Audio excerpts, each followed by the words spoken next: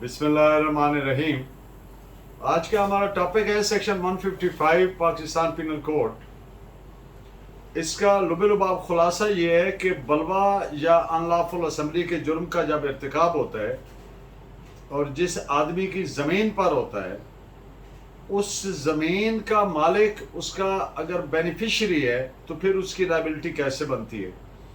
Lecture के इख्तिताम पे एक लीगल मैक्सिम पे बात करेंगे और चंद अशार पेश करेंगे आपकी खिदमत में।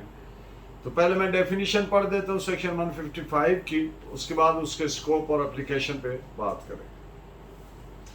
Whenever a right is committed for the benefit of any person who is the owner, occupier of any land, respecting which such right takes place, or who claims any interest in such land, or in the subject of any dispute which gave rise to the right, or who has accepted or derived any benefit therefrom, such person shall be punishable with fine, if he or his agent or manager, having reason to believe that such right was likely to be committed, or that the unlawful assembly by which such right was committed was likely to be held, shall not respectively use all lawful means in his or their power to prevent such assembly or right from taking place, and for suppressing and dispersing the same. यानी जब भी कभी बलवा का इर्तिकाब होता है किसी शख्स के फायदे के लिए, यानी जो बेनिफिशियरी है उसके फायदे के लिए होता है, जो जमीन का मालिक काबिज है, जिसकी बाबत बलवा का इर्तिकाब हुआ, जिसने वहां से कोई फायदा लिया है या लेना कबूल किया है, derived or has accepted to derive, ऐसे शख्स को सजा, जुर्माने की सजा दी जाएगी अगर वो या उसका मैनेजर ये जानते हुए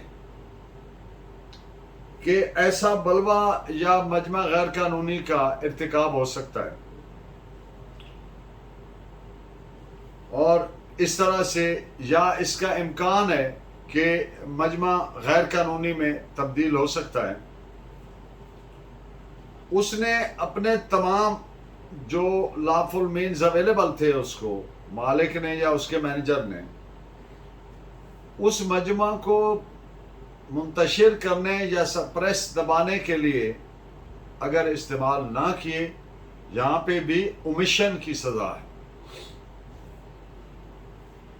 सेक्शन 155 बेसिकली बेनिफिशरी ऑफ बलवा जो है उसकी लायबिलिटी फिक्स करती है, यानी मालिक जमीन जिसके फायदा के लिए वो अनलॉफुल असेंबली हुई या बलवा का इर्तिकाब हुआ।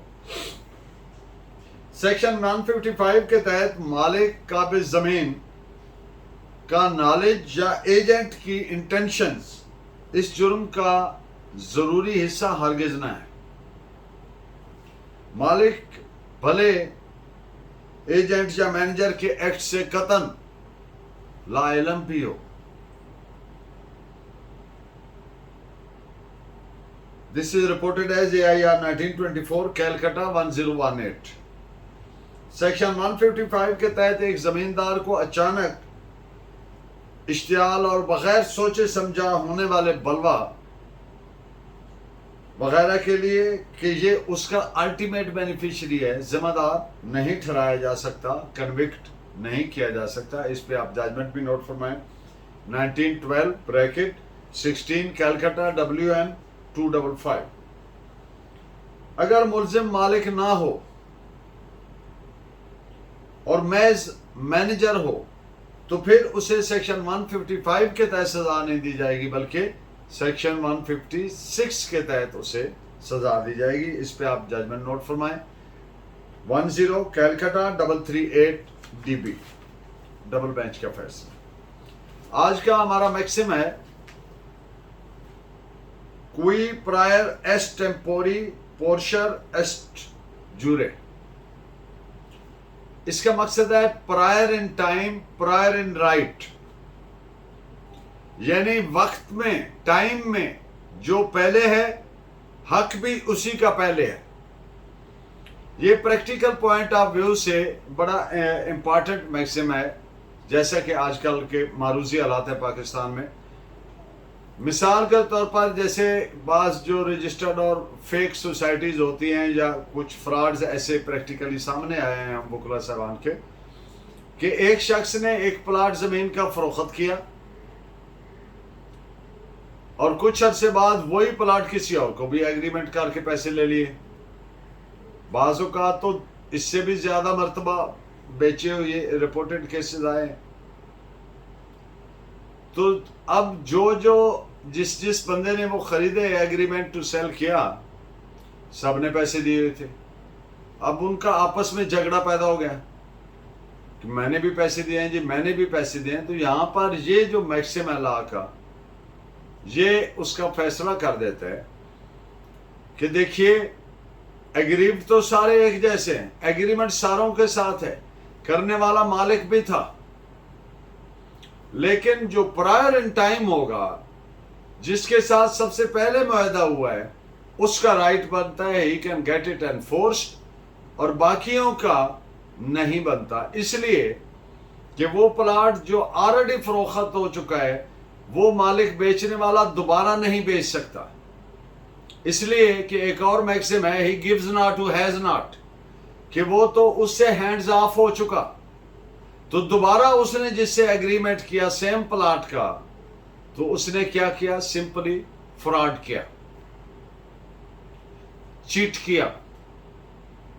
چاہے ایک کو کیا یا 10 کو کیا، ان کے ساتھ فراڈ کیا. وہ چاہیں تو اس کے خلاف فراڈ کا فوجداری مقدمہ یعنی FIR درج کروا سکتے ہیں. آج کے چند اشعار پروین شاکر صاحبہ مرحومہ کی ایک آزاد نظم ہے، پیشکش اس کا عنوان ہے. اتنے اچھے موسم میں روٹھنا نہیں اچھا، اتنے اچھے موسم میں روٹھنا نہیں اچھا، ہار جیت کی باتیں کل پہ ہم اٹھا رکھیں، آج دوستی کر لیں. آپ کا بہت شکریہ. Please keep me guiding by your valuable comments. اللہ نے کے بعد